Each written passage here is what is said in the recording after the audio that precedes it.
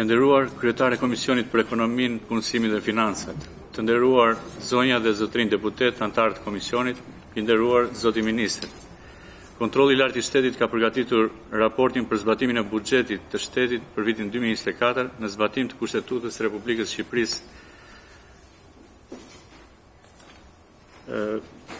neni 164 të ligjit numër 154 të vitit 2014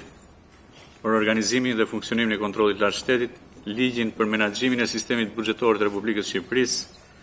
ligjin për menaxhimin financiar dhe kontrollin i ndryshuar, si dhe të ligjit për buxhetin e shtetit të vitit 2024 i ndryshuar. Ky raport është mbështetur në standardet ndërkombëtare të institucioneve supreme të auditimit, si në deklaratën e Limës, e cila është udhëheqësi i auditimit qeveritar, ISAI 100, parimet themelore të auditimit në sektorin publik, ISAI 4000, janë standardet e auditimit të përputhshmërisë, si dhe parimet dhe standardet e tjera të auditimit jashtëm të sektorit publik. Në këtë kuptim, institucioni kontrollit lartë shtetit me paraqitjet në kuvend të raportit për zbatimin e buxhetit për vitin 2024, së bashku me konkluzionin përkatës përmbush detyrimin kushtetues dhe ligjor në përputhje me kërkesat ligjore dhe standardet ndërkombëtare të auditimit dhe afatin përkatës. Raporti i KLSH për zbatimin e buxhetit vitit 2024 ka si objektiv shqyrtimin dhe vlerësimin e raportit përgatitur nga Ministria e Financave mbi zbatimin e buxhetit vjetor, situatën makroekonomike dhe fiskale gjatë vitit 2024 dhe të raportit mbi funksionimin e sistemit kontrollit të brendshëm financiar publik dhe mbi borxhin publik. Kontrolli i lartë i shtetit ka kryer auditimin Ministrinë përgjegjëse për financat, njësitë e saj të varësisë, përgjegjëse për administrimin e të ardhurave, njësitë përgjegjëse për administrimin e fondeve speciale, si dhe në rezultatet e auditimeve individuale që i përkasin aktivitetit ekonomiko-financiar të gjitha njësive shpenzuese për vitin 2024, të cilat janë gjithsej 106 përfshirë në 106 auditime. Për hartimin e raportit kanë shërbyer rezultatet e auditimeve për çështjet e të ardhurave, shpenzimeve, çështjet e planifikimit, zbatimit, monitorimit dhe raportimit buxhetit, mirë administrimit fondeve publike, duke përfshirë dhe fondin e rezervë dhe kontingjencën, borxhin publik, kontrollin e brendshëm financiar publik, auditimin e brendshëm, si dhe çështjet lidhura me kontabilitetin, menaxhimin e financave publike dhe të tjerë. Bazuar në rezultatet e këtyre auditimeve, me shkallën e materialitetit dhe përhapjes tyre, mbi zbatimin e buxhetit për vitin 2024 janë veçuar problematikat e konstatuara si më poshtë. Në fazën e planifikimit dokumenteve të PBA-s për vitin 2024-2026 dhe projekt buxhetit të vitit 2024 u konstatuan tejkalime afatesh ligjore në disa hallka të procesit. Dokumentacion jo të përditësuar dhe kërkesa buxhetore mbi tavanet e përcaktuara, pa një analizë unifikuar të prioriteteve dhe veçanërisht të shpenzimeve kapitale. Vjojnë të evidentojnë ndryshime të shpeshta të buxhetit fillestar përmes akteve normative për gjatë gjithë vitit buxhetor, me një përqendrim të lartë në muajin dhjetor, veprime që kanë cënuar cilësinë e planifikimit, menaxhimin e likuiditetit dhe disiplinën buxhetore në marrjen dhe regjistrimin e angazhimeve për projekte investimesh. Konstatojnë ndryshime në prioritetet e përzgjedhjes së projekteve të reja të parashikuara në PBA ose projekte të propozuara arishtas, pa kaluar në procesin e planifikimit dhe të miratimit të investimeve në këtë dokument, çelje projektesh jashtë të rregullit 20-30 shtrira në një periudhë shumë vjeçare. Këto veprime kanë rritur rrezikun e një mos avancimit projekteve në vazhdim, ku për disa prej tyre është konstatuar se vlera e angazhimit të investimit është shtyr prej buxhetit 3 vjeçar, të miratuar me ligjin vjetor të buxhetit, me efekt krijimin e detyrimeve të prapambetura të reja. Për sa i takon monitorimit të buxhetit, konstatojnë mungesë në drejtim të rishpërndarjes së fondeve të angazhuara në projekte me realizim ngadalë dhe jo sipas planit pagesave apo me zero realizim, drejt projekteve apo sektorëve të tjerë prioritar të ekonomisë në nevojë për këto fonde buxhetore apo për pagesa në favor të uljes stokut detyrimeve të prapambetura. Në 23 raste nga projektet audituara, autoritetet kontraktore kanë iniciuar procedurat e prokurimit për vlera më të larta se fondet në dispozicion sipas shpërndarjes 3 vjeçare të buxhetit miratuar, në kundërshtim me përcaktimet e nenit 50 të ligjit për menaxhimin e sistemit buxhetor. Në 20 raste nga projektet audituara, procedura e prokurimit, angazhimit është kryer përtej afatit ligjor 15 tetor, si afati i fundit për ndërmarrjen e auditimeve e angazhimeve të reja në zbatim të nenit 51 të ligjit për menaxhimin e sistemit buxhetor. Në 19 raste nga projektet audituara është konstatuar lidhja e kontratave përtej fondeve në dispozicion në kundërshtim me përsaktimet e nenit 50 për menaxhimin e sistemit buxhetor. Sipas udhëzimit standard për zbatimin e buxhetit, detajimet, rishikimet e fondeve buxhetore në apo ndërmjet projekteve bëhen të vlefshme dhe prodhojnë efekte për periudhat në vijim vetëm sipas regjistrimit në sistem. Nga auditimi u konstatuan regjistrime të këtyre rishikimeve me data kontabël retrospektive nga datat e akteve normative me të cilat janë formalizuar këto rishikime. Për më tepër, konstatuan regjistrime për ndryshimet planit buxhetor gjatë muajve dhjetor 2024 deri në shkurt 2025, në të njëjtën kohë apo edhe në tejkalim të afatit fundit përcaktuar për kryerjen e shpenzimeve, kjo jo në përputhje me ligjin për menaxhimin e sistemit buxhetor. Në fushën e të ardhurave, realizimi total paraqitet nën plan, kryesisht për shkak të mos realizimit të ardhurave doganore dhe granteve, ndërkohë që në raportimin e tyre vijojnë përfshihen argëtime për parapagime të palidhura me një detyrim tatimor apo dhe zëra të tjerë jo tatimor në saktësinë, krahasueshmërinë dhe analizën e realizimit të treguesve fiskal.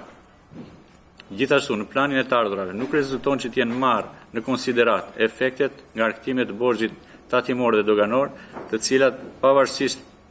pagesave të kryera gjatë vitit, respektivisht shfaqin një rritje vjetore prej 7.4 miliard lek për borxhin tatimor dhe rreth 1 miliard lek për borxhin doganor. Sa i përket kontributit të njësive të qeverisjes vendore në të ardhura, u konstatuan mangësi në administrimin e pronës dhe dhënien e saj në përdorim nëpërmjet kontratave të qeras, pasardhësi në taksën e ndikimit në infrastrukturë, mos argëtim të debitorëve për të gjitha kategoritë familjarëve apo subjekteve dhe mbledhjen e detyrimeve të tjera jo tatimore në administrimin e njësive vendore. Fondet speciale shfaqin problematika në lidhje me mos deklarimin dhe mos pagesat plota apo në kohë të listë pagesave të dorëzuara nga institucionet e qeverisjes përgjithshme dhe entet publike me efekt rritje të stokut detyrimeve të subjekteve ndaj skemave të sigurimeve shoqërore dhe shëndetësore, ku kemi parasysh njëkohësisht administrimi i borxhit në fund të vitit 2024 nuk është shoqëruar me masa të standardizuara për ndjekje dhe ekzekutim. Të ardhurat nga kontributet për ISSH, pavarësisht realizimit, nuk kanë qenë të mjaftueshme për mbulumin e shpenzimeve të skemës së pensioneve në qytet dhe në fshat, duke rezultuar me deficit të vazhdueshëm, i cili krahasuar me vitin 2023 paraqitet në rënje. Nga auditimi mbi debitorët për kontributet e sigurimeve shoqërore, është konstatuar një rritje ndjeshme e tyre, veçanërisht nga sektori privat, duke reflektuar vështirësi në mbledhjen e detyrimeve me rrezik për qëndrueshmërinë e skemës. Janë evidentuar mangësi në bashkëpunimin ndërinstitucional midis ISSH-s dhe DPT, probleme në transmetimin e dënave dhe mbledhjen e listë pagesave, si dhe mungesë inspektimesh në disa drejtori rajonale. Nga auditimin në skenën e pensioneve, konstatuan problematika në lidhje me planifikimin dhe financimin e bonusit pensioneve, devijimi nga planifikimi për shkak të rishpërndarjes së fondeve dhe zhvendosjes së shpenzimit nga indeksimi i pensioneve tek bonusi për pensionistët, si dhe për llogaritja e indeksimit në një nivel më të ulët se viti paraardhës. Buxheti i akorduar për sektorin e shëndetësisë rezultoi i nënfinancuar me vonesa procedurale kombinuar me parregullsi gjatë procesit të administrimit të barnave, mbi kthyerjes furnizimeve, si dhe mungesës monitorimit nga organet përgjegjëse. Nga auditimi i zhvilluar mbi procesin e administrimit për kontrollin e listës barnave të rimbursueshme për vitin 2024, rezultoi se FSDKSH dhe strukturat e saj zbatuese nuk kanë garantuar një mekanizëm efektiv të mbikëqyrjes dhe monitorimit të zinxhirit furnizimit dhe qarkullimit të barnave. U evidentuan mangësi në zbatimin e dispozitave ligjore dhe kontraktuale, përfshirë mos verifikimin e çmimeve të referencës dhe mungesën e kontrollit fizik të faturave, çka ka bërë të pamundur vlerësimin objektiv të përputhshmërisë dhe zbatimin e dispozitave për ndërprerjen e kontratave në rast të shkeljes të përsëritura. Procesi i inventarizimit në depot farmaceutike rezultoi pasakt dhe jo i dokumentuar, me mospërputhje ndërmjet të dhënave fizike dhe atyre elektronike në sistemin i-Depo, si dhe në përdorim të gabuar të kodeve të banave dhe deklarime të pasakta të gjendjeve, duke rritur rrezikun e pasaktësisë dhe mungesës së transparencës. Gjithashtu, mungesa e kontrolleve të rregullta në depot farmaceutike, e penaliteteve për shkeljet kontraktuale dhe verifikimeve për banat spitalore të shpërndara në rrjetin e hapur, dëshmon për dobësitë e sistemit kontrollit të brendshëm dhe mungesë të reagimit administrativ ndaj devijimeve të përsëritura. Fondi i kontingjencës dhe fondi rezerv nuk janë përdorur plotësisht sipas qëllimeve për cilat ato krijohen, por për mbulim të shpenzimeve të cilat kanë qenë të parashikueshme. Në fazën e zbatimit të buxhetit u konstatuan problematika në regjistrimin e shpenzimeve në sistemin e thesarit, jo në përputhje me rregullat e disiplinës fiskale. Konkretisht, u konstatuan regjistrimet e kontratave për te afatit ligjor 5 ditor, vonesa për te afatit ligjor 30 ditor, dorëzimin e faturave në thesar, kryerja e pagesave pjesore të faturave dhe tjerë. Gjithashtu janë konstatuar klasifikimet gabuara ndërmjet zërave të shpenzimeve korrente dhe atyre për investime, si në rastin e projekteve të financuara nga fondi i rindërtimit apo të projekteve me financim të huaj. Deficiti buxhetor ka qenë i projektuar në një nivel më të lartë dhe është rishikuar në ulje me akte normative për shkak të pritshmërisë në rritjen e të ardhurave dhe pritshmëritë në ulje për disbursimet nga huamarrja e huaj. Ndërkohë, realizimi i deficitit vetëm në muajin dhjetor është kushtuar nga përqendrimi i shpenzimeve në këtë muaj, ku janë kryer 21% të totalit vjetor. Gjithashtu, në këtë rezultat kanë ndikuar dhe disa trajtime të pa unifikuara kontabël, si të ardhurat transfertës nga shpronësimet dhe transferimit të rezultatit financiar të ISSH-s. Gjatë vitit 2024, të nderuar deputet, në lidhje me nënhuat, garancitë shtetërore dhe kreditë e tjera, auditimi konstatoi se të drejtat e shtetit për të argëtuar ndaj përfituesve, kryesisht në sektorin e energjisë, ujësjellës, kanalizimeve dhe njësive të qeverisë vendore, vijuan të rriten, pasi një pjesë e konsiderueshme e subjekteve nuk kanë respektuar kushtet kontraktuale të shlyerjes dhe nuk kanë ndërmarrë masa efektive për rikthimin e detyrimeve. Si pasojë, janë kryer pagesa nga buxheti i shtetit për të mbuluar paaftësinë paguese të përfituesve nëpërmjet garancive buxhetore, duke rritur ekspozimin fiskal. Pavarësisht krijimit të agjencisë menaxhimit të garancive dhe kredive të pashlyera, mangësitë në ndjekjen administrative dhe ligjore, mungesa i metodologjie të unifikuar për monitorimin e marrëveshjeve të nënhuas, vonesat në rakordime si dhe mungesat e mekanizmave efektiv të sigurimit, kolateralit dhe sanksioneve të zbatueshme në kohë, nuk kanë mundësuar rikuperimin e këtyre detyrimeve. Kështu për gjatë vitit 2024 janë paguar nga buxheti i shtetit 40.5 miliard lek principal dhe interes për llogaritë kredisë dhe garancisë shtetërore. Sa i përket likuiditetit, megjithse gjendja për vitin 2024 rezultoi brenda kufirit miratuar me përfshirjen dhe të llogarive speciale, ky limit tejkalohet me rreth 25.1 miliard lek. Për gjatë vitit u shënuan mbajtjet e pritsave të larta të likuiditetit, humbje nga kursi i këmbimit dhe nga investimet depozit, kufizimet e instrumentave operacional të disponueshëm, mungesa njoftimesh nga njësitë e qeverisë së përgjithshme për transfertat në valutë mbi prag, shoqëruar me mungesat analizave mbi mënyrën optimale të përdorimit dhe konvertimit të monedhave. Në aspektin e kontabilitetit dhe raportimit fiskal, pavarësisht detyrimit parashikuar në nenin 63 të ligjit për menaxhimin e sistemit buxhetor, pasqyrat e konsoliduara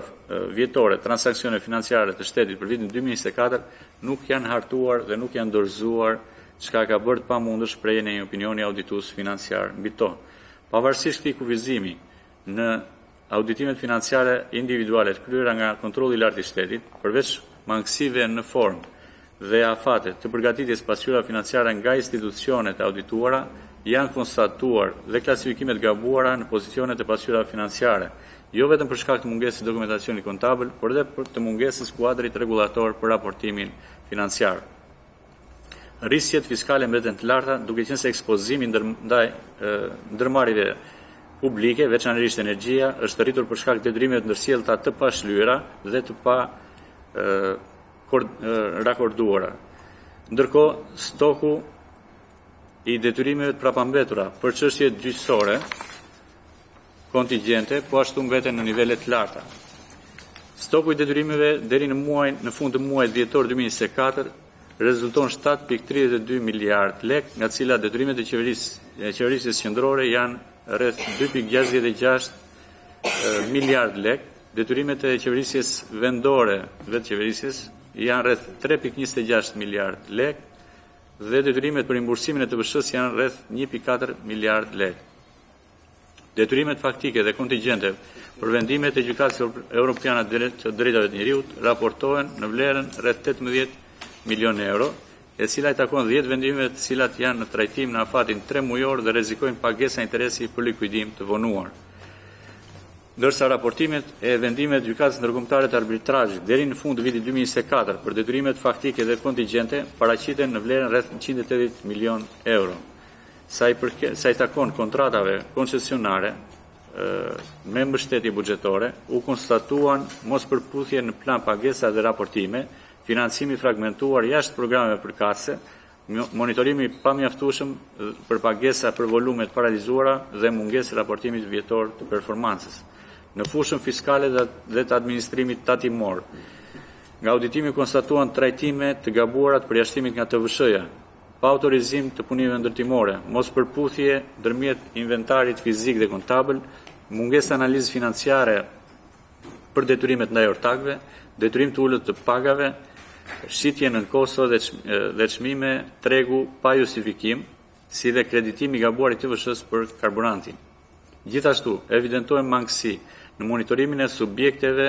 me diferenca në deklarimet tatimore, humbje të përsëritura, vonesa në dorëzimin e pasqyrave financiare, penalitetet të pa aplikuara,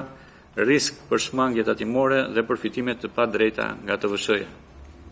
Nga auditimin e administratën doganore konstatua aplikimi pasaktë i elementeve të vlerës së mallit, përdorimi gabuar i vlerës transaksionit pa dokumentacion të plot, rivlerësime jo koherente për të njëjtin subjekt dhe artikull, deklarim të çmimeve nën kostën e lëndës parë, mos përfshirje të skontove në vlerën doganore dhe mungesë kontrollit dokumentar dhe fizik gjatë importit. Gjithashtu,